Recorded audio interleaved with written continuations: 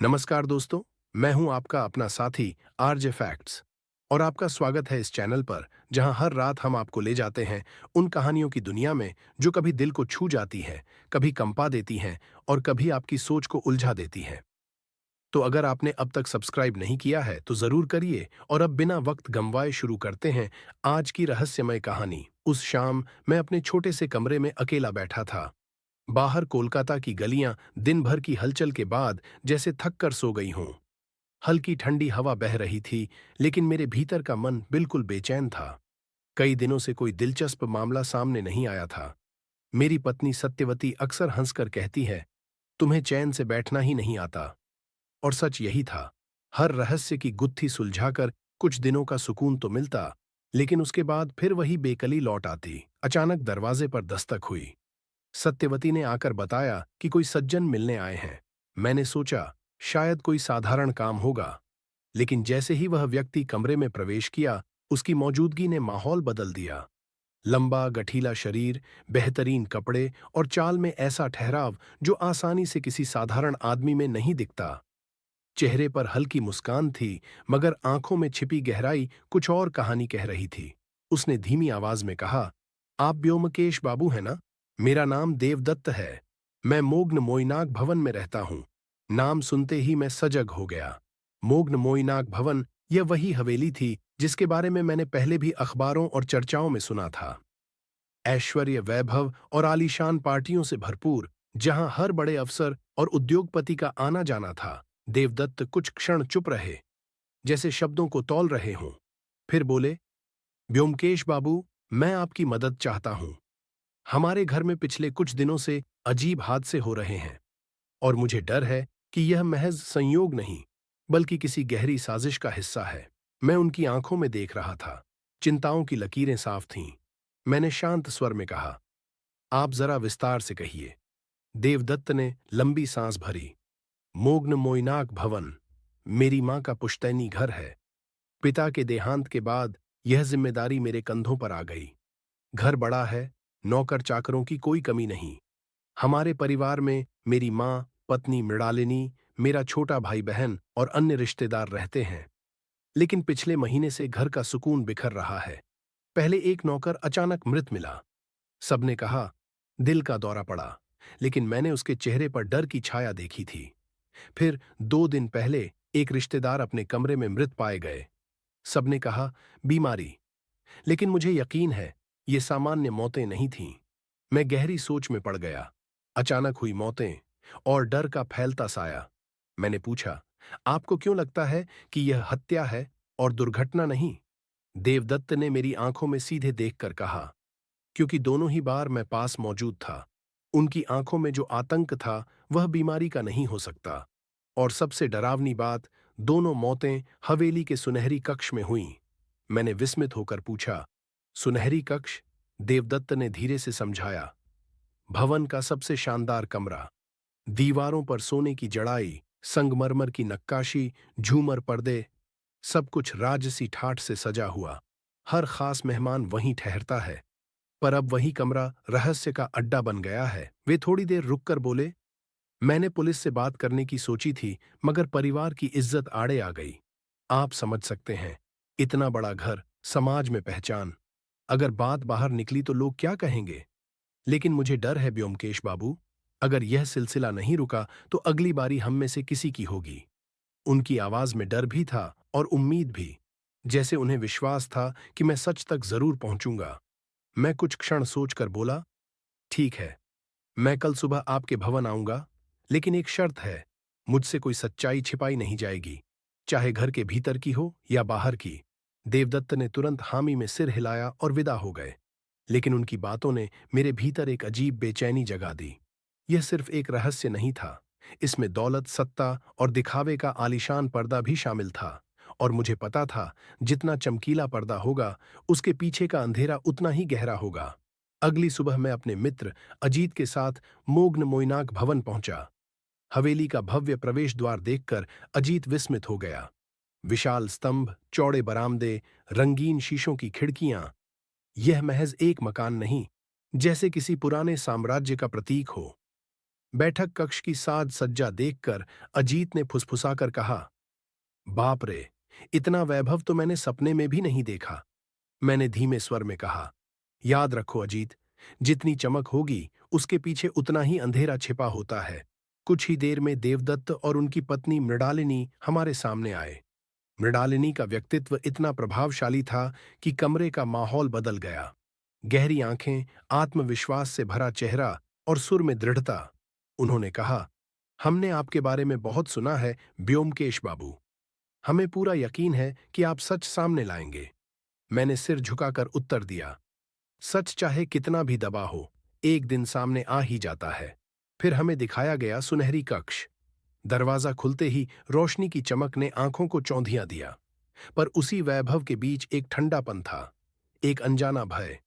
सोने से जड़ी दीवारें, महंगे कालीन, झूमर और शानदार पेंटिंग्स, सबके बीच फर्श पर एक जगह पर खरोंच के निशान उकेरे हुए थे, जैसे किसी भारी वस्तु को घसीटा गया हो। मैंने देवदत्त से पूछा, यह खरोंच कैसे आई? वह थोड़ी देर चुप रहे, फिर बोले, यही जगह है जहां हमारे रिश्तेदार मृत पाए गए थे। उस क्षण मुझे एहसास हुआ कि यह हवेली केवल ऐश्वर्य का प्रतीक नहीं, बल्कि रहस्यों का कैद खाना भी है, और उन रहस्यों की परतें मुझे ही खोलनी होंगी। अजीत की आंखों में रोमांच की चमक थी। मेरे मन में केवल एक निश्चय था, इस बार का खेल आसान नहीं होगा।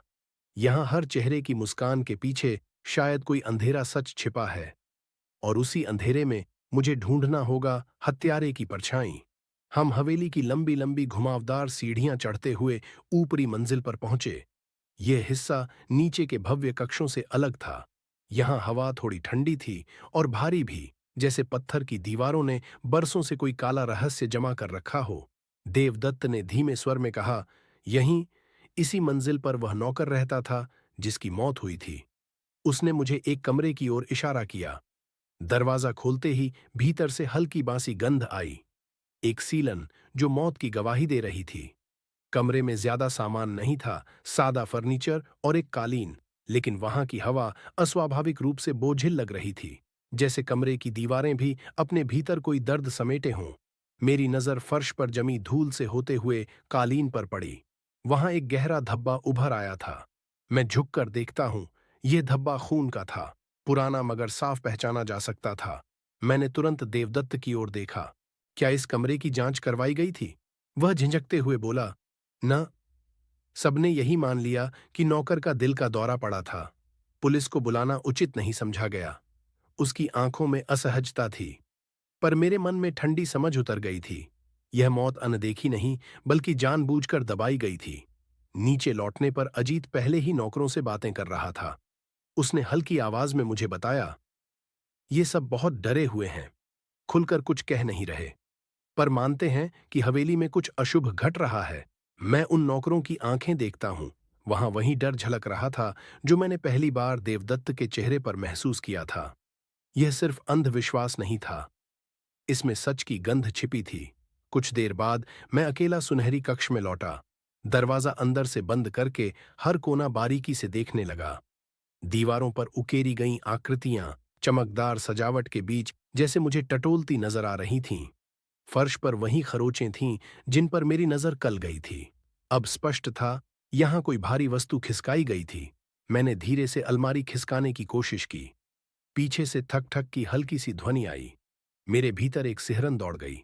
यहां कोई खाली जगह थी, शायद कोई छुपा हुआ हिस्सा, लेकिन फिलहाल उसे खोलने का तरीका मेरी समझ से बाहर था।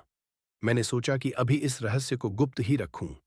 तय किया कि रात को फिर लौटकर ध्यान से देखूंगा। शाम तक हवेली का माहौल बदलने लगा। खबर आई कि आज रात एक छोटी सी दावत रखी गई है। मैं समझ गया, शराब, संगीत और भीड़ के माहौल में अक्सर लोग अपना असली चेहरा ज्यादा आसानी से उजागर कर देते हैं। रात ढली तो भवन जगमगा उठा। बड़े झूमरों की रोशनी कक्षों में बिखरी हुई थी। नौकर चाकर इधर उधर भाग रहे थे। मेहमान हंसी मजाक और रंग बिरंगे परिधानों में लिपटे हुए आ रहे थे। बाहर बगीचे से धीमा संगीत बह रहा था। सबके बीच मैं परिवार के हर सदस्य को ध्यान से देख रहा था। मृणालिनी सहज मुस्कान के साथ हर मेहमान का स्वागत कर रही थी, लेकिन उसकी आंखें बार बार सुधांशु की ओर लौट आतीं, जैसे उसे लेकर उसकी चिंता बढ़ रही हो। सुधांशु, डगमगाती हंसी और अस्थिर हाथ, शराब के गिलास की ओर बार बार बढ़ते और अचानक किसी अनजाने भय से पीछे हट जाते। देवदत्त बीच बीच में मुझसे पूछता, तो ब्योमकेश बाबू, आपको सच में लगता है कि मेरा वहम नहीं है? मैंने सहजता से कहा, वहम और सच के बीच बहुत पतली रेखा होती है देवदत्त। जल्द ही मुझे पता चल जाएगा कि यह कौन सा है। रात गहराती गई। दावत अपने चरम पर थी। झूमरों की रोशनी और शोरगुल के बीच अचानक हवा चीरती हुई एक चीख सुनाई दी। पूरा हॉल सन्नाटे में बदल गया। मेहमानों के चेहरे पल भर में सफेद पड़ गए। सभी ऊपर की ओर दौड़े और मैं सबसे आगे था। हम सुनहरी कक्ष तक पहुंचे। दरवाजा आधा खुला था। मैंने अंदर झांका और मन ठहर सा गया। कमरे के बीचों बीच सुधांशु गिरा पड़ा था। उसका चेहरा पीला, आंखें फटी हुईं और होठों से झाग बह रहा था। पास ही टूटा हुआ गिलास पड़ा था। सुधांशु, देवदत्त चीखते हुए उसके पास भागा और उसे झकझोरने लगा। मगर मैं झुककर उसकी नब्ज जांचता हूं। ठंडी, पूरी तरह स्थिर। अब वह हमारी पहुंच से बाहर है। मैंने बुदबुदाया। पूरे कक्ष में अफरा तफरी थी। मृणालिनी जोर जोर से रोती हुई लगभग बेहोश हो रही थी। नौकर और मेहमान कांप रहे थे। किसी के चेहरे पर हैरानी थी, किसी पर शक। मैंने नजरें उठाकर टूटा गिलास उठाया। किनारे पर खून का हल्का निशान था और भीतर बचा हुआ तरल। उसे सूंघा, तीखी तेज गंध, साफ संकेत कि इसमें जहर मिलाया गया था। मैंने स्पष्ट स्वर में कहा, यह सामान्य मौत नहीं है, यह हत्या है और हत्यारा यहीं मौजूद है। मेरे शब्द कमरे में गूंज उठे। लोग सहम गए। कोई फुसफुसा रहा था, कोई दरवाजे की ओर भागना चाहता था। मगर मैंने ठंडी दृढ़ता से कहा, कोई बाहर नहीं जाएगा। जब तक सच सामने नहीं आता, सब यहीं रहेंगे। अजीत ने तुरंत स्थिति संभाली और दरवाजे पर खड़ा होकर सबको रोक दिया। उसकी आंखों में भी सदमा था, लेकिन वह पूरी तरह चौकस था। मैंने कमरे को ध्यान से देखा। दरवाजा और खिड़कियां सब भीतर से बंद थीं। इसका मतलब यह बंद कमरे की हत्या थी। यानी हत्यारा उनमें से ही कोई था। जो हमारे सामने खड़ा था, अब खेल और खतरनाक हो चुका था। मोग्न मोइनाक भवन का रहस्य सिर्फ मौतों तक सीमित नहीं रहा था। अब परिवार का एक सदस्य मारा गया था। और जब खून अपना ही हो, तो शक की तलवार सबसे तेज चलती है। मैंने एक एक करके सबके चेहरे देखे। पूरे कमरे में खामोशी थी, लेकिन उस खामोशी के बीच मानो हर सांस भारी पड़ रही थी। डर, संदेह और बेचैनी हर किसी की आंखों में साफ तैर रही थी। मगर एक चेहरा ऐसा भी था जिसकी आंखों में कोई घबराहट नहीं थी। ठंडी, निस्पृह निगाहें, मानो यह सब उसके लिए कोई मायने ही न रखता हो। मैंने उस चेहरे को मन ही मन चिन्हित कर लिया। देवदत्त ने बेचैन स्वर में कहा, ब्योमकेश बाबू, प्लीज कुछ कीजिए। ये सब मेरी समझ से बाहर है। अगर सच सामने नहीं आया तो लोग कहेंगे यह भवन श्रापित है। मैंने शांति से उत्तर दिया, देवदत्त बाबू, श्राप जैसी कोई चीज नहीं होती। हर सच इंसानी हाथों से जन्म लेता है और इंसानी दिमाग से छुपाया जाता है। हत्यारा हमारे बीच ही है, बस धैर्य रखना होगा। उस रात मैंने शव को वहीं सुनहरी कक्ष में रहने दिया। मैंने दरवाजे और खिड़कियों पर अपनी मोहर लगाई ताकि कोई छेड़छाड़ न कर सके। मेरे भीतर साफ था, अगर सच तक पहुंचना है तो हर कदम सटीक और सतर्क होना पड़ेगा। सुबह होते ही मैंने अजीत को भेजा कि वह डॉक्टर घोषाल को बुलाए। वह डॉक्टर जिन पर मुझे भरोसा था। थोड़ी देर में डॉक्टर पहुंचे और शव का निरीक्षण किया। उनकी आवाज गंभीर थी। यह मौत जहर से हुई है, और यह कोई साधारण जहर नहीं, बहुत तेज असर करने वाला। शायद स्ट्राइकन या उससे मिलता जुलता कुछ। मैंने पूछा, क्या यह जहर सिर्फ खाने या पीने से असर करता है? डॉक्टर ने सिर हिलाया। हाँ, और इसमें वक्त भी ज्यादा नहीं लगता। गिलास में शराब के साथ मिलाया गया होगा। अब मामला और स्पष्ट था। मैंने पूरे परिवार को बैठक में बुलवाया। सबके चेहरे पीले थे, थके हुए और डरे हुए। माहौल ऐसा था मानो हर किसी के दिल पर अदृश्य बोझ रखा हो। मैंने शांत पर दृढ़ स्वर में कहा, देखिए, अब यह राज छिपाया नहीं जा सकता। पुलिस को बुलाना जरूरी होगा, लेकिन उससे पहले मैं आप सबको आखिरी बार यह मौका देता हूं। क्या आप में से किसी ने कुछ देखा, कुछ महसूस किया? कमरा खामोश हो गया। किसी ने एक शब्द नहीं कहा। तभी अचानक मृणालिनी ने धीमे किंतु स्पष्ट स्वर में कहा, कल रात जब सुधांशु ने गिलास उठाया, मैंने देखा था कि वह थोड़ी देर के लिए झिझका, जैसे उसमें कुछ अजीब सी गंध महसूस हुई हो। लेकिन फिर मजाक में बोला, शायद यही असली शराब का स्वाद है। और उसने पी लिया। उसकी बात सुनते ही मेरा मन चौकन्ना हो गया। यानी सुधांशु को शक हुआ था, पर उसने गलती से उसे नजरअंदाज किया। मैंने प्रश्न किया, आप सब में से किसी ने गिलास छुआ था? देवदत्त ने तुरंत सिर हिलाया। नहीं, उसने खुद ही उठाया था। लेकिन इस जवाब के साथ मैंने देखा देवदत्त की मां का चेहरा बदल गया था। आंखों में एक कठोर छाया उतर आई थी, जैसे उन्हें भीतर ही भीतर कुछ गंभीर चिंता सताए जा रही हो। उस दिन मैंने ठान लिया कि अब सुनहरी कक्ष की बारीकी से जांच करनी होगी। मैं अजीत के साथ वहीं लौटा। हमने उस भारी अलमारी को खिसकाने की कोशिश की, और सचमुच उसके पीछे एक खोखला हिस्सा मिला। लेकिन वहां सिर्फ धूल और मकड़ी के जाले थे, जैसे बरसों से कोई इस्तेमाल न किया गया हो। मगर तभी मेरी आंखों ने एक और चीज पकड़ी। फर्श के नीचे एक स्लैब के किनारे बहुत हल्की सी दरार थी, जैसे नीचे कोई छुपा हुआ रास्ता हो। मैंने इस राज को किसी से साझा नहीं किया। रात को जब सब अपने अपने कमरों में चले गए तो मैं अकेला सुनहरी कक्ष लौटा। दीपक की मध्यम रोशनी में मैंने फर्श पर हाथ फेरा। दरार असली थी। कोई गुप्त रास्ता, कोई तहखाना जरूर छिपा है यहां। मैंने तय किया इसे अगले दिन उजाले में खोलूंगा। मगर तभी पीछे से हल्की सी आहट गूंजी। मैं पलटा। दरवाजे पर एक परछाई। कोई खामोशी से मुझे देख रहा था। जैसे ही मेरी नजर उस पर पड़ी, वह आकृति भाग खड़ी हुई। मैं दौड़ा, दरवाजा खोला, पर गलियारा सुनसान था। बस हवा का एक झोंका और सन्नाटा। मेरे भीतर साफ था, कोई नहीं चाहता कि मैं इस कमरे का सच जानूं। और यहीं से सचमुच मुझे यकीन हो गया, मैं सही दिशा में बढ़ रहा हूं। उस रात नींद मेरी आंखों के पास भी नहीं आई। मैं बस एक ही विचार दोहराता रहा, हत्यारा इसी घर में छिपा है, और मैं जल्द उसका चेहरा देखूंगा। अगली सुबह मैं जल्दी उठ गया। पिछली रात की उस परछाई ने मेरी बेचैनी और भी बढ़ा दी थी। अब साफ था, न सिर्फ हत्यारा घर के भीतर था, बल्कि उसे मेरी हर चाल पर नजर थी। नाश्ते की मेज पर सब लोग इकट्ठा थे, मगर माहौल बेहद दबा हुआ। मृणालिनी की आंखें अब भी सूजी हुई थीं। देवदत्त बुरी तरह बेचैन घूम रहा था, और उसकी मां दूर से सबको ऐसे देख रही थी मानो सबके मन की परतें पड़ रही हों। नाश्ते के बाद मैं और अजीत सुनहरी कक्ष की ओर लौट आए। इस बार दिन की रोशनी खिड़कियों से भीतर फैल रही थी। मैंने फर्श की उस दरार पर इशारा किया। अजीत, मुझे पूरा यकीन है, यहां कुछ छिपा है। हम दोनों ने मिलकर स्लैब खिसकाने की कोशिश की। काफी मशक्कत के बाद वह हिली और धीरे धीरे उठ गई। नीचे अंधेरा था।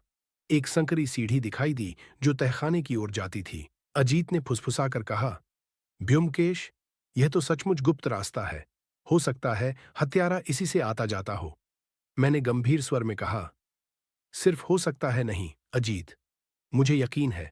और यही कारण है कि कमरा हमेशा अंदर से बंद मिलता है। हत्यारा दरवाजे या खिड़की से नहीं, इसी तहखाने से निकलता है। हम सावधानी से नीचे उतरे। सीढ़ियां धूल और नमी से ढकी थीं। नीचे पहुंचकर एक लंबा अंधेरा गलियारा उभर आया। हवा भारी और बदबूदार थी, पर नमी के बावजूद मिट्टी पर ताजे पैरों के निशान थे। गलियारा दो हिस्सों में बंट गया। हमने पहला रास्ता चुना। वहां एक लोहे का दरवाजा मिला। पीछे से बंद था, मगर उसके ताले पर धूल नहीं थी, यानी यह हाल ही में इस्तेमाल हुआ था। मैंने धीरे से कहा, यहीं से वह बाहर निकलता होगा, और इसी रास्ते उसकी चालाकी कायम रही है। दूसरा रास्ता हमें हवेली के रसोई घर के पास ले गया। मतलब हत्यारे के पास स्वतंत्रता थी। वह किसी भी दिशा से आ जा सकता था। हम ऊपर लौट आए। स्लैब वापस उसकी जगह रख दी, ताकि किसी को संदेह न हो। अब मुझे पूरा यकीन हो गया था, यह रहस्य केवल गोलमाल घटनाओं का नहीं था। यह हवेली अपने भीतर छिपे द्वारों की तरह ही कई परतों वाला खेल थी, और हत्यारा उन परतों के भीतर बड़ी सावधानी से अपना चेहरा छुपाए बैठा था। जब मैं बैठक में दाखिल हुआ तो परिवार के लोग धीमी धीमी खुसर पुसर कर रहे थे, लेकिन मुझे देखते ही सब अचानक चुप हो गए। हवा में बेचैनी और खामोशी का बोझ साफ महसूस किया जा सकता था। मैंने सहज किंतु दृढ़ स्वर में कहा, आज मैं पुलिस को बुलाने वाला हूं। मामला अब इतना गहरा हो चुका है कि इसे छुपाना खतरनाक होगा। यह सुनते ही देवदत्त की मां अचानक बोल उठीं। उनकी आवाज कांपती थी, लेकिन नजरें बेहद कठोर। नहीं, पुलिस आएगी तो हमारा नाम खराब होगा। लोग कहेंगे कि इस घर में अशुभ शक्तियां हैं, श्राप है। मैंने शांत मगर तीखे स्वर में कहा, मांझी, अगर आप सच से डरेंगी तो हत्यारा और हिम्मत करेगा। अब तक 2 लोग मारे जा चुके हैं। अगली बारी किसकी होगी ये कोई नहीं जानता। क्या इज्जत बचाने के लिए आप अपने ही परिवार की जान दांव पर लगाना चाहेंगी? मेरे इन कठोर शब्दों ने सबको चुप करा दिया। कमरे में केवल दीवारों की गूंज बाकी रह गई। आखिरकार देवदत्त ने धीमे स्वर में सिर झुकाते हुए कहा, ठीक है, पुलिस को बुला लीजिए, लेकिन कृपया हमारे परिवार की इज्जत की रक्षा भी कीजिए। मैंने उसे आश्वासन दिया, सच सामने आएगा, लेकिन जल्दबाजी में किसी पर उंगली नहीं उठाई जाएगी। उस शाम मैं हवेली के विशाल बगीचे में टहल रहा था। पेड़ों से गुजरती ठंडी हवा और पक्षियों की चहचहाहट भी उस डरावने सन्नाटे को नहीं तोड़ पा रही थी। तभी पीछे से धीमे कदमों की आहट आई। मैंने पलट कर देखा, मृणालिनी थीं। उनके चेहरे पर गहरी चिंता थी। वे धीमे स्वर में बोलीं, ब्योमकेश बाबू, मैं आपसे कुछ कहना चाहती हूं, लेकिन आप वादा कीजिए कि यह बात सिर्फ हमारे बीच रहेगी। मैंने शांत भाव से जवाब दिया, अगर बात सच्चाई से जुड़ी है तो मैं वादा करता हूं। उन्होंने गहरी सांस ली, फिर धीरे धीरे कहा, सुधांशु हाल ही में अजीब हो गया था। रात रात भर जागता, किसी से छुपकर बातें करता। कई बार उसकी आंखों में घबराहट देखी। जब मैंने पूछा तो टाल देता। मुझे लगता है वह किसी दबाव में था। मैंने पूछा, क्या आपको अंदाजा है किसके दबाव में? उन्होंने सिर हिलाया, नहीं, मगर एक रात मैंने उसे तहखाने की ओर जाते देखा था। जब पूछा तो बोला, बस यूं ही टहलने जा रहा हूं। तब मुझे शक हुआ, लेकिन मैंने ध्यान नहीं दिया। उनकी यह बात सुनकर मेरे दिमाग में बिखरी पहेलियां एक जगह जुड़ने लगीं। सुधांशु का तहखाने की ओर जाना, यानी वह उस गुप्त मार्ग के बारे में जानता था। शायद उसकी मौत का सिलसिला भी वहीं से शुरू हुआ था। रात होते ही हवेली का माहौल और भारी हो गया। अब पुलिस भी पहुंच चुकी थी और शव को पोस्टमार्टम के लिए भेजा गया। इंस्पेक्टर घोषाल ने गंभीर स्वर में कहा, ब्योमकेश बाबू, यह मामला बेहद पेचीदा लग रहा है। हमें आपके सहारे ही आगे बढ़ना होगा। मैंने उनके कंधे पर हाथ रखकर कहा, चिंता मत कीजिए, लेकिन ध्यान रहे, यह हत्यारा बेहद चालाक है। हमें उसे पकड़ने के लिए धैर्य रखना होगा। उस रात मैं अपने कमरे में बैठा बाहर के गलियारे की आहटें सुनता रहा, जैसे कोई दबे पांव घूम रहा हो। खिड़की खोलकर बाहर झांका तो देखा, बगीचे के कोने में एक परछाई खड़ी थी। वह धीरे धीरे अंधेरे में खो गई। मेरे भीतर एक नया संदेह जाग उठा। कौन हो सकता है जो आधी रात बगीचे में इतनी चोरी छिपे घूम रहा था? अगर वह कोई नौकर था तो इतनी गुप्तता क्यों? और अगर परिवार का कोई सदस्य था तो वह किससे मिलने गया था? सुबह मैंने अजीत को बुलाकर कहा, अजीत, आज हमें हर उस व्यक्ति पर नजर रखनी होगी जो इस भवन में रह रहा है, चाहे वह मेहमान हो या नौकर। मुझे यकीन है हत्यारा जल्द ही कोई चाल चलेगा। अजीत हमेशा की तरह उत्साहित पर गंभीर था। उसने कहा, ब्योमकेश, यह मामला अब और दिलचस्प हो गया है। मुझे तो लगता है हत्यारा खुद ही हमें जाल में घुसने देगा। मैंने हल्की मुस्कान के साथ कहा, दिलचस्प तो है, लेकिन अब यह खेल जिंदगी और मौत का है। हमें एक भी गलती की गुंजाइश नहीं छोड़नी होगी। नाश्ते के समय मैंने परिवार को गौर से देखा। देवदत्त की मां चुपचाप खा रही थीं। आंखों में दबा हुआ रहस्य साफ दिख रहा था। मृणालिनी बेचैन होकर बार बार दरवाजे की ओर देखती, जैसे किसी का इंतजार कर रही हों। मैंने अचानक पूछा, देवदत्त बाबू, क्या आपके घर में कोई ऐसा नौकर है जो कई पीढ़ियों से यहां काम कर रहा हो? देवदत्त ने सोचा, फिर बोला, हाँ, एक बूढ़ा नौकर है, बिरजू। मेरे पिता के समय से काम कर रहा है। उम्र बहुत हो गई है, पर अब भी थोड़ा बहुत काम करता है। मैंने कहा, मुझे उससे मिलना होगा। कुछ देर बाद बिरजू को मेरे सामने लाया गया। पतला दुबला शरीर, झुकी कमर, सफेद बाल, आंखों में थकान और डर की परछाई।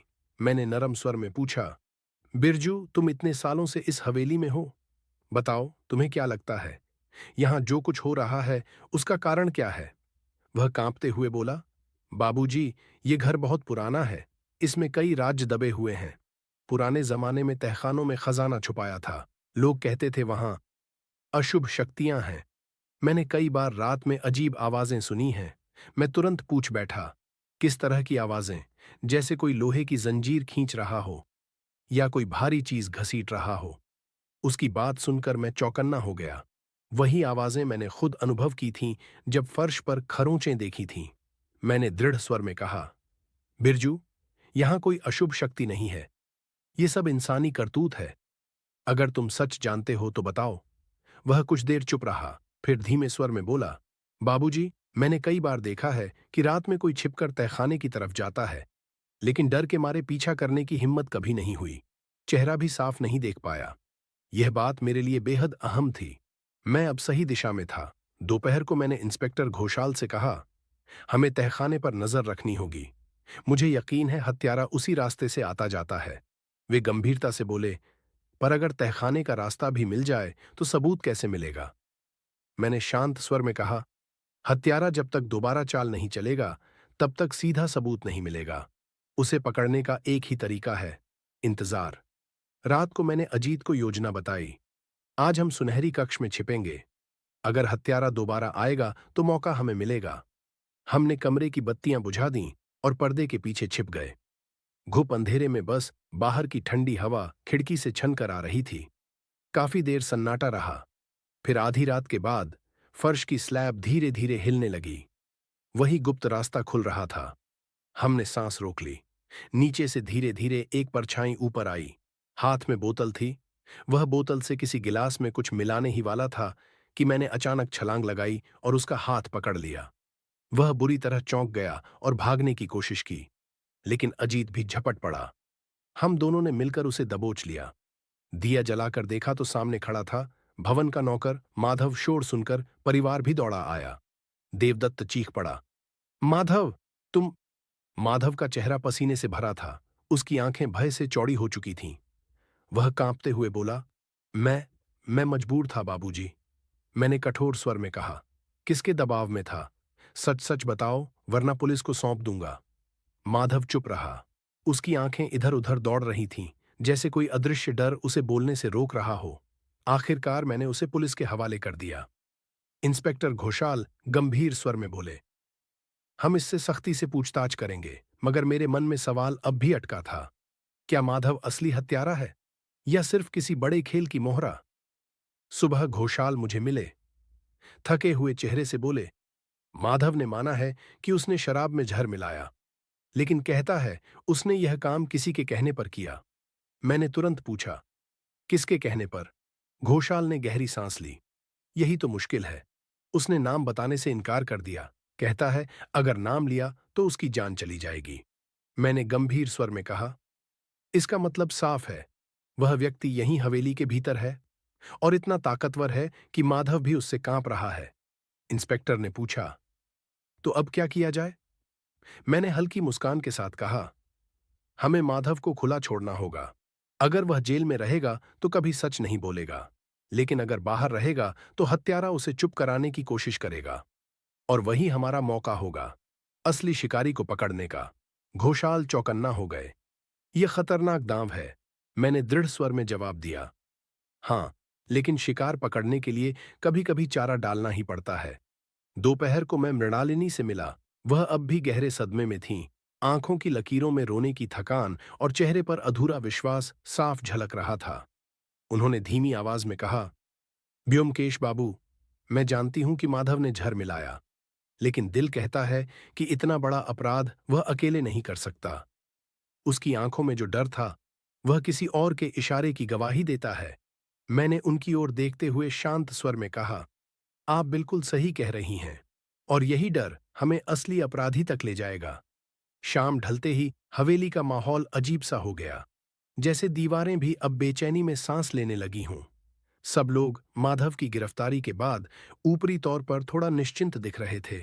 बातचीत हो रही थी, हंसी की कोशिश तक की जा रही थी, लेकिन मैं जानता था इस नकली सुकून के पीछे का सच बस तूफान से पहले की खामोशी है। उस रात मैंने अजीत को बुलाया। अजीत, आज हमें एक और जाल बिछाना होगा। मुझे पूरा यकीन है, अगर हत्यारे ने देखा कि माधव ने नाम नहीं उगला, तो वह उसे हमेशा के लिए चुप कराने की कोशिश करेगा। हमें तहखाने के रास्ते पर नजर रखनी होगी। हम दोनों अंधेरे में छिपकर बैठे रहे। हवा भारी थी। गलियारों से सीलन की गंध और नीम अंधकार में अजीब सी आवाजें उठ रही थीं। सन्नाटे के बीच करीब आधी रात को हमें दबे पांव कदमों की आहट सुनाई दी। मैंने अजीत को इशारा किया। एक परछाई झुककर तहखाने की सीढ़ियों की ओर बढ़ रही थी। सावधानी से पास जाकर देखा और हम दोनों एकदम चौंक गए। वह देवदत्त की मां थीं, वही स्त्री जिनकी छवि मैंने अब तक एक शांत, चुप और गौरवमयी मां की देखी थी। वह आधी रात इस गुप्त रास्ते पर क्यों जा रही थीं? मैंने अजीत का हाथ पकड़कर फुसफुसाया, रुको, अभी पकड़ना नहीं, पहले देखना होगा कि यह जा कहां रही हैं। हम दोनों ने थोड़ी दूरी बनाकर उनका पीछा किया। वे तहखाने की अंधेरी सीढ़ियों से नीचे उतरीं और फिर लंबा गलियारा पार करके एक लोहे का दरवाजा खोल दिया। अंदर का कमरा छोटा था, पुराने संदूक एक दूसरे के ऊपर रखे हुए। कमरे में सीलन और पुराने कागजों की गंध थी। देवदत्त की मां ने उनमें से एक संदूक खोला, अंदर से मोटे कागजों का लिफाफा निकाला और बड़ी सावधानी से पढ़ने लगी। मैं और अजीत सांस रोककर देख रहे थे। तभी पीछे से दूसरी परछाई वहां दाखिल हुई। ये देवदत्त था। उसने धीरे से कहा, मां, आप फिर यहां, उन्हीं कागजों को देखने? मां ने धीमी पर कठोर आवाज में उत्तर दिया, हां बेटा, लेकिन मुझे डर है।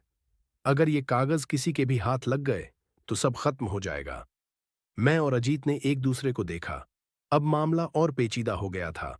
कौन से कागज थे जो इतने अहम थे? क्या इन्हीं के कारण हवेली में खून बहा था? हम दोनों बिना पकड़े चुपचाप लौट आए। कमरे में पहुंचकर मैंने अजीत से कहा, अजीत, यह साफ है, इन हत्याओं का राज इन्हीं कागजों में छिपा है। कल दिन में हमें मौका निकालकर इन्हें देखना ही होगा। अजीत ने उत्साह से कहा, तो कल हम वो कागज हासिल करने की कोशिश करेंगे? मैंने गंभीर आवाज में जवाब दिया, हां, लेकिन बहुत सावधानी से, क्योंकि अगर हत्यारे को जरा भी शक हुआ कि हम कागजों के करीब पहुंच रहे हैं, तो अगली निशाना हम होंगे। उस रात नींद मेरी आंखों से कोसों दूर थी। मैं सिर्फ यही सोचता रहा, वे कागज आखिर हैं क्या? क्यों आधी रात को देवदत्त और उसकी मां छिपकर उन्हें देखने जाते हैं? और अगर यही राज है, तो सुधांशु और बाकी मौतों का इससे सीधा रिश्ता क्या है? मुझे लग रहा था, असली गुत्थी अब खुलने के बेहद करीब है। सुबह मैंने अजीत को सारी योजना समझाई। आज दिन में ही तहखाने जाना होगा। रात तक इंतजार किया तो शायद वे लोग कागज और गहरे छिपा देंगे। अजीत ने हिचकते हुए कहा, लेकिन दिन में जाना मुश्किल होगा, लोग देख लेंगे। मैंने हल्की मुस्कान के साथ कहा, यही तो चुनौती है अजीत। हमें वही वक्त चुनना होगा जब सब अपने काम में उलझे होंगे। दोपहर हुई। हवेली का बड़ा हिस्सा रसोई और कामकाज में व्यस्त था। मैंने मौके का फायदा उठाया और अजीत को इशारे से साथ लिया। हम दोनों दबे पांव तहखाने की ओर बढ़े। अंधेरा गलियारा, सीलन की गंध, दीवारों पर बिखरी नमी, सब वैसा ही था। हम सीधे उसी लोहे के दरवाजे तक पहुंचे जिसे पिछली रात मां ने खोला था। दरवाजा आधा खुला था। हम अंदर दाखिल हुए। संदूक अब भी एक दूसरे के ऊपर जमे थे। मैंने कहा, यही है वो संदूक, अब देखना है कागज कहाँ रखे हैं। हमने सावधानी से ताले खोले। कुछ देर की खोजबीन के बाद आखिर मुझे एक मोटा लिफाफा मिला। उस पर पुरानी सरकारी मोहर लगी थी। मैंने लिफाफा खोला। कागजात पढ़ते ही मेरे कदम जमीन में जम गए। यह हवेली और आसपास की जमीन से जुड़ी जमीनी कागजात थे। उनमें साफ लिखा था, पूरी संपत्ति सुधांशु के नाम पर है, न कि देवदत्त या उसकी मां के। मैंने अजीत की ओर देखा। उसके चेहरे पर भी हैरानी थी। मैंने धीमे स्वर में कहा, समझे अजीत, यही वजह है, सुधांशु असली मालिक था। और अगर ये कागज बाहर आते तो पूरी हवेली देवदत्त और उसकी मां के हाथों से निकल जाती। अजीत का चेहरा सख्त हो गया। तो यही है हत्या का कारण। सुधांशु हक मांगने लगा और उन्होंने उसे मार डाला। मैंने गंभीर स्वर में कहा, शायद यही सच है, लेकिन सबूत अब भी हमारे पास नहीं है। याद रखो, माधव भी इसी खेल की मोहरा है। उसे इन्हीं के इशारे पर इस्तेमाल किया गया। तभी हमें बाहर से आहट सुनाई दी। मैंने तेजी से कागज वापस रखे और लिफाफा संदूक में डाल दिया। हम दोनों छाया में छिप गए। दरवाजा खुला। अंदर आया देवदत्त। उसने चारों ओर देखा, संदूक खोला, कागज गिने और राहत की सांस ली। धीरे से बुदबुदाया, अच्छा है, सब सुरक्षित है। उसके चेहरे पर अजीब सी मिलीजुली भावनाएं थीं, संतोष और साथ ही चिंता। कुछ पल तक वह उन कागजों को देखता रहा और फिर बाहर चला गया। हमने तब तक सांस भी नहीं ली जब तक उसकी आहट धुंधली नहीं हो गई। कमरे में लौटकर अजीत ने कहा, अब तो सब साफ है ब्योमकेश, देवदत्त और उसकी मां ही असली हत्यारे हैं। मैंने गंभीर स्वर में उत्तर दिया, अभी इतना आसान नहीं है अजीत। हत्या उन्होंने करवाई होगी, लेकिन हमें पुख्ता सबूत चाहिए। और सबूत तभी आएगा जब वे खुद गलती करेंगे। अजीत ने पूछा, तो अब आगे क्या? मैंने कहा, अब हमें इंतजार करना होगा। जब इन्हें लगेगा कि उनका राज्य खतरे में है, तभी वे फिर चाल चलेंगे। और वही पल होगा जब हम उन्हें पकड़ सकेंगे। शाम तक हवेली में तनाव और गहरा गया। इंस्पेक्टर घोषाल ने सबको बैठक में बुलाकर घोषणा की, माधव को हमने रिहा कर दिया है, लेकिन वह अब भी हमारी नजर में है। यह सुनकर देवदत्त का चेहरा पीला पड़ गया। उसने जल्दी से कहा, ठीक किया आपने, लेकिन ध्यान रखिए वह भाग न जाए। मैंने उसकी आंखों में सीधा देखा। वहां वहीं छिपा हुआ डर था। जो असली अपराधी की पहचान है। उस रात मैंने अजीत से कहा, कल सुबह मैं सबको एक कमरे में बुलाऊंगा, वहीं सबके सामने सवाल रखूंगा। असली अपराधी अपने ही शब्दों में फंस जाएगा। अजीत उत्साहित हो उठा। तो कल बड़ा दिन होगा? मैंने दृढ़ स्वर में कहा। हाँ, कल मुग्न मोइनाक भवन का सुनहरी कक्ष आखिरकार अपना सच उजागर करेगा। उस रात खिड़की से झांकते हुए मैंने फिर वहीं परछाई देखी, लेकिन इस बार मैं डरा नहीं। सिर्फ हल्की सी मुस्कान आई। अब मुझे यकीन था उस परछाई का असली चेहरा बहुत जल्द सबके सामने होगा। उन्होंने गहरी सांस लेकर कहा, मैं सब कुछ सहने को तैयार हूं, बस सच सामने आ जाए। उनके शब्द कमरे की खामोशी में गूंजे और कुछ देर तक वहीं अटके रहे। मैं जानता था अब मामला आखिरी चरण में है। शाम से पहले मैंने अजीत को बुलाया और योजना समझाई। अजीत, आज हमें बहुत सावधानी रखनी होगी। अपराधी आखिरी दांव जरूर खेलेगा खुद को बचाने के लिए। हमें हर पल चौकन्ना रहना होगा। अजीत हल्की मुस्कान के साथ बोला, तुम चिंता मत करो ब्योमकेश, मैं पूरी तरह तैयार हूं। शाम को हवेली की विशाल बैठक में सभी इकट्ठा हुए। कमरे में भारी झूमर जल रहे थे, लेकिन रोशनी चेहरों के डर को नहीं मिटा पा रही थी। इंस्पेक्टर घोषाल भी सिपाहियों के साथ मौजूद थे। मैंने नजर दौड़ाई। देवदत्त की मां चुपचाप बैठी थीं, पर उनकी आंखों में बेचैनी साफ दिखती थी। देवदत्त लगातार अपनी उंगलियां मरोड़ रहा था। पसीने की बूंदें माथे पर चमक रही थीं। मृणालिनी की आंखें आंसू से भरी थीं। और माधव कोने में सिर झुकाए ऐसे बैठा था जैसे किसी साया से अब भी डरा हो। मैंने गला साफ किया, आप सब जानते हैं, इस हवेली में हुई हत्याओं का सच अब सामने आने वाला है। मुझे पूरा यकीन है कि यहां मौजूद किसी व्यक्ति ने यह सब रचा, और वजह है इस हवेली और जमीन से जुड़े वे कागज।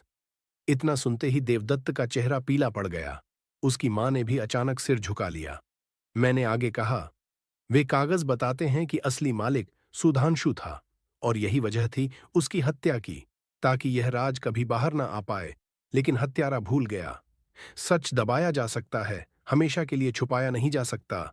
तभी अचानक कोने में बैठे माधव ने कांपते हुए कहा, मैंने मैंने ही शराब में जहर मिलाया था, लेकिन मैंने यह उनके कहने पर किया था। इतना सुनते ही सब दंग रह गए। हवेली की हवा भी जैसे ठहर गई। इंस्पेक्टर घोषाल ने सख्त स्वर में पूछा, किसके कहने पर? माधव डरी हुई आंखों से इधर उधर देखने लगा और फिर धीरे धीरे कांपते हाथ से देवदत्त की ओर इशारा किया। देवदत्त अचानक खड़ा हुआ और चिल्लाया, झूठ, यह सब झूठ है, मैंने कुछ नहीं किया। मैंने शांत लेकिन कठोर स्वर में कहा, देवदत्त बाबू, आपके चेहरे की घबराहट ही आपके झूठ की गवाही दे रही है। कल रात मैंने आपको तहखाने में उन्हीं कागजों को देखते हुए पकड़ा था। आपकी मां भी वहां मौजूद थीं। आप दोनों इस संपत्ति को बचाने के लिए किसी भी हद तक जाने को तैयार थे। देवदत्त से पहले उसकी मां बोल उठी। उनकी आवाज हल्की कांप रही थी, मगर आंखों में कठोरता थी। हाँ, हमने यह किया, लेकिन क्या हम गलत थे? यह हवेली हमारे पूर्वजों की है। हम कैसे देख सकते थे कि कोई और आकर सब कुछ ले जाए? मैंने धीरे लेकिन तीखे स्वर में जवाब दिया, मांझी, हवेली और जमीन की लालच में आपने अपने ही खून की जान ले ली। यही सबसे बड़ा अपराध है। धन के पीछे रिश्तों को कुचल देना, यही इस खेल की असली त्रासदी है। देवदत्त अब बेकाबू हो गया। वह रोष में चिल्लाया, अगर हम यह सब ना करते तो सड़क पर आ जाते। सुधांशु हमें कभी कुछ नहीं देता। हमें बचाने का यही रास्ता था। इंस्पेक्टर घोषाल ने तुरंत अपने सिपाहियों को इशारा किया, और अगले ही पल देवदत्त और उसकी मां को गिरफ्तार कर लिया गया। कमरे में पिन ड्रॉप साइलेंस था। मृणालिनी की आंखों से आंसू बह रहे थे। उन्होंने नम स्वर में कहा, कम से कम अब सुधांशु की आत्मा को शांति मिलेगी। माधव को भी पुलिस अपने साथ ले गई। अपराध में मदद करने का दोष वह भी ढोने वाला था। जब सब चले गए, बैठक खाली रह गई। मैं चुपचाप कुर्सी पर बैठ गया। अजीत मेरे पास आया। तो आखिर गुत्थी सुलझ ही गई ब्योमकेश? सच कहूं तो मैं हैरान हूं। एक मां और बेटा अपने ही रिश्तेदार की हत्या कर देंगे, सोचा भी नहीं था। मैंने गहरी सांस लेकर कहा, यही इंसान की सबसे बड़ी कमजोरी है अजीत। लालच और संपत्ति का मोह जब आंखों पर चढ़ता है तो खून भी अजनबी हो जाता है। उस रात हवेली का माहौल बदल चुका था। डर और हाहाकार का साया धीरे धीरे हट रहा था। पर इस खामोशी में अजीब सी थकान और वीरानगी थी। खिड़की से बाहर वही बगीचा था, वही हवा, लेकिन अब परछाइयां भयावनी नहीं लग रही थीं। मोग्न मोयनाक भवन का रहस्य आखिरकार उजागर हो चुका था। अगली सुबह इंस्पेक्टर घोषाल मुझसे मिलने आए। ब्योमकेश बाबू, देवदत्त और उनकी मां ने पूछताछ में मान लिया है कि सुधांशु को मारने की योजना उन्हीं की थी। उन्होंने खुद हाथ साफ नहीं किया, बस माधव को लालच और धमकी देकर काम करवाया। मैंने शांत स्वर में कहा, यानी माधव तो बस मोहरा था, लेकिन अपराध का बोझ उसे भी उठाना होगा। इंसान को अपराध की ओर सबसे ज्यादा धकेलता है लालच और डर। घोषाल ने गंभीर आवाज में कहा, एक बात अब भी समझ नहीं आती, उन्होंने उन कागजों को इतने साल तक क्यों संभाल कर रखा? अगर नष्ट कर देते तो सुधांशु तक बात पहुंचती ही नहीं। मैं हल्की मुस्कान के साथ बोला, यही उनकी भूल थी।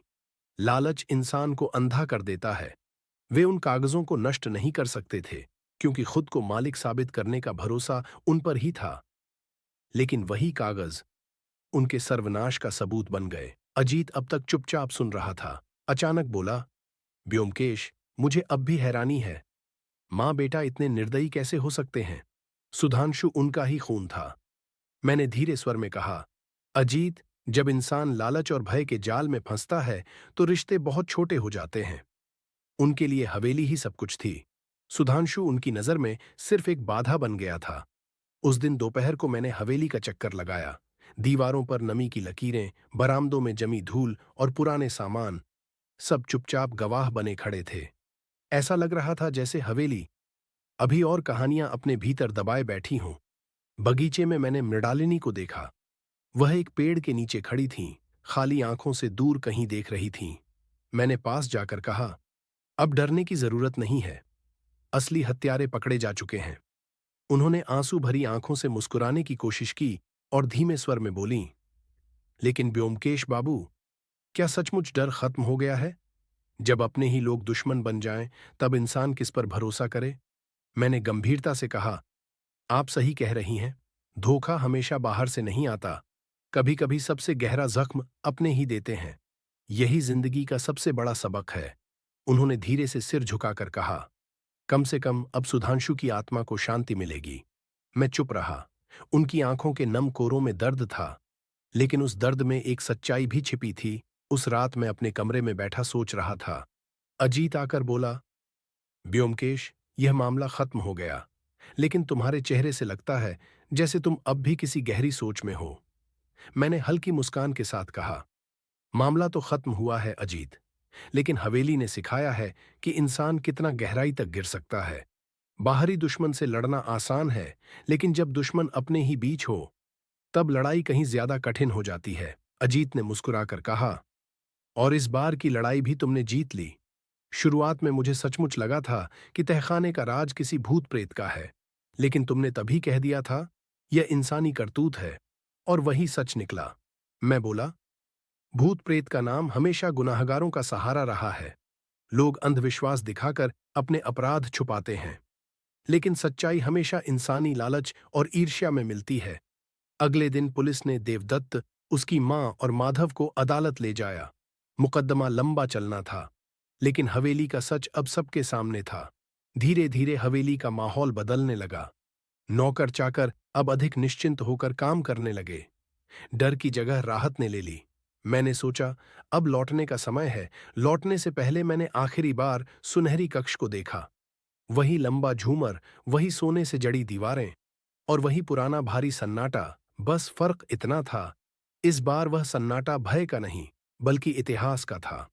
मोग्न मोइनाक भवन का रहस्य आखिरकार उजागर हो चुका था। उस दिन जब मैं सुनहरी कक्ष में गया तो हवा अलग थी। अब वहां वह डर, वह छिपा हुआ भय नहीं बचा था। दीवारें अब भी सोने की चमक से दमक रही थीं, झूमर अब भी छत से भारीपन समेटे लटका था। लेकिन इस बार उसकी चमक आंखों को चुभ नहीं रही थी। अब वह बस एक कमरा था, एक ऐसा कमरा जिसकी दीवारों पर इंसानी पाप की परछाइयां छपी रह गई थीं। मैंने दरवाजे से बाहर निकलते हुए मन ही मन कहा, मोग्न मोइनाक, तुम्हारा रहस्य अब राज नहीं रहा। तुम्हारी चमक ने कईयों को अंधा किया, लेकिन अंत में जीत सच की ही हुई। कमरे में लौटकर मैंने सामान बांधा। अजीत हंसी दबाते हुए बोला, तो अब चलें, या तुम्हारा मन अभी भी इसी हवेली में अटका है? मैंने भी मुस्कुराकर कहा, नहीं अजीत, अब चलने का वक्त आ गया है। हर रहस्य का एक अंत होता है, और इस रहस्य का अंत हम अपनी आंखों से देख चुके हैं। उस रात जब हम हवेली से बाहर निकले तो ठंडी हवा चेहरों को छूकर गुजर रही थी। दूर कहीं झींगुरों की आवाज एक हल्की लय बना रही थी। अंधेरे में हवेली अपनी ऊंची ऊंची दीवारों के साथ खड़ी थी। लेकिन अब उन दीवारों में डर की छाया नहीं थी। रास्ते में अजीत ने मेरी ओर मुड़कर कहा, ब्योमकेश, ये मामला वाकई अलग था। इसमें डर था, रहस्य था, और इंसानी कमजोरी का सबसे कड़वा रूप भी। मुझे लगता है इसे मैं कभी नहीं भूल पाऊंगा। मैंने धीरे से उत्तर दिया, हाँ अजीत, यह केस हमें हमेशा याद दिलाएगा कि सबसे भव्य दीवारों के पीछे भी कितनी गहरी सड़न छिपी हो सकती है। हमने मोग्न मोइनाक भवन को पीछे छोड़ दिया, लेकिन उसकी यादें हमारे भीतर गहराई तक दर्ज हो चुकी थीं। जब हम स्टेशन पहुंचे, अजीत बार बार पीछे मुड़कर हवेली को देखते जा रहा था। मैंने हंसकर पूछा, क्या हुआ अजीत, बार बार पीछे क्यों देख रहे हो?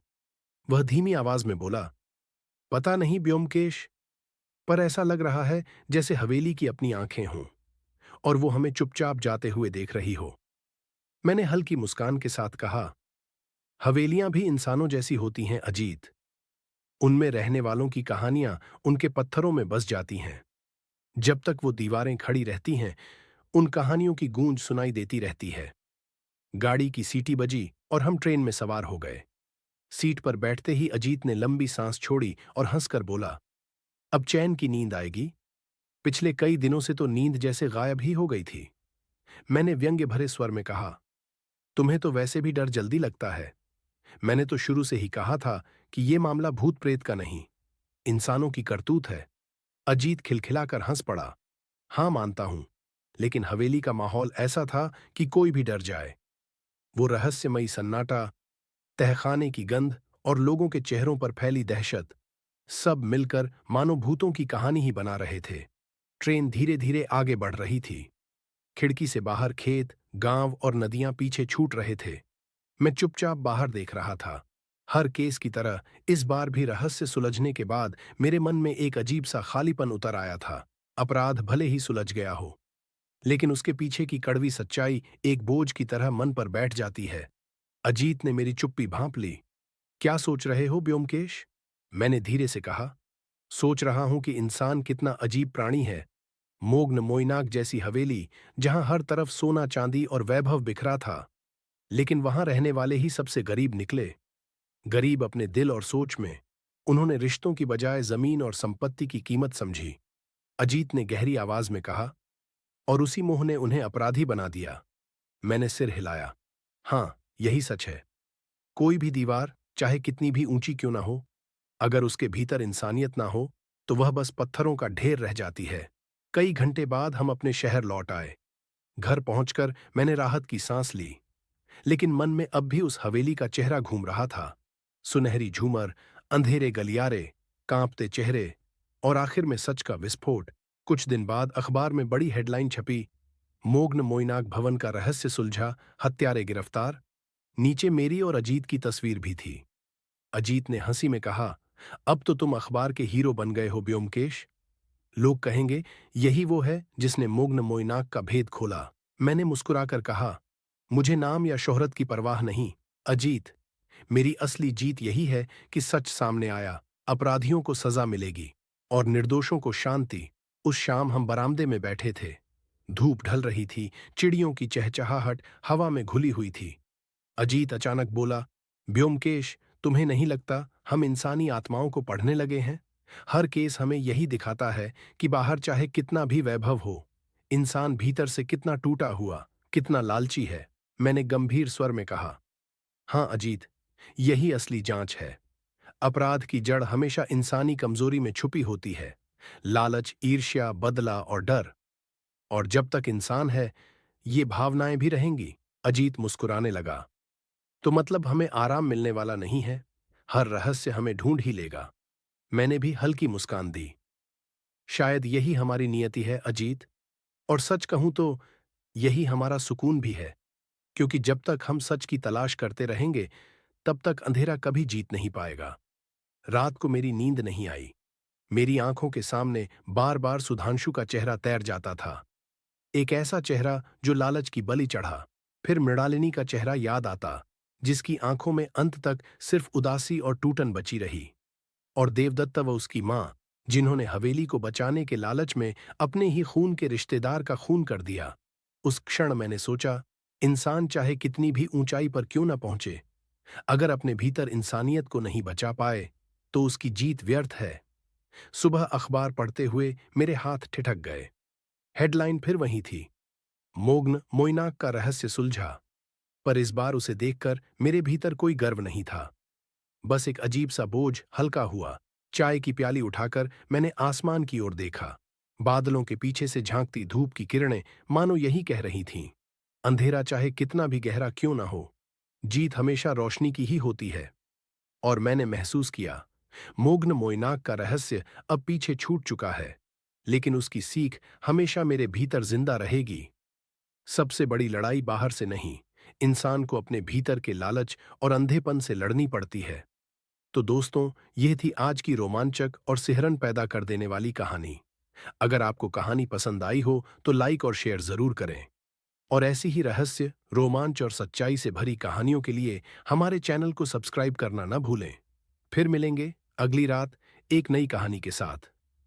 तब तक के लिए शुभ रात्रि।